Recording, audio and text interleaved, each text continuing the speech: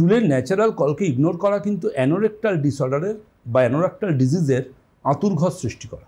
And এর বাইরে যেটা বলবো that is stress.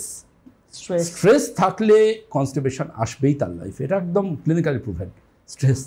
Stress R constipation পাউরুটির এপিটোপিট।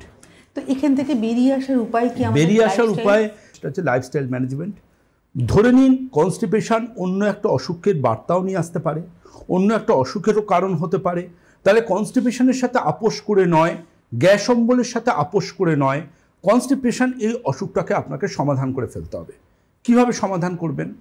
আমাদের পরম্পরা আয়ুর্বেদের পক্ষ থেকে আমরা এমন একটা ইসবগুল নিয়ে এসেছি যার মধ্যে কোনো স্ট্রবেরি ফ্লেভার নেই, কোনো চকলেট ফ্লেভার নেই, যেটার মধ্যে কোনো গ্র্যানিউলও নেই, যেটার মধ্যে রয়েছে প্রচুর পরিমাণ হাইড্রোস্ট্যাটিক প্রপার্টি, যেটা জলকে পুরো ইনস্ট্যান্ট অ্যাবজর্ব করে ফেলতে পারে।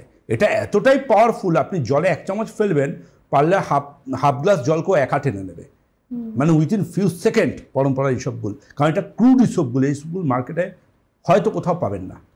এই ইসবগুল যার শরীরে যাবে একদিন হার্টের থেকেও ভালো, কোলেস্ট্রলের পক্ষেও ভালো, শরীরকে বডি ওয়েট রিডিউসিং যারা চান তাদের ক্ষেত্রেও ভালো, আবার কনস্টিপেশনেও ভালো।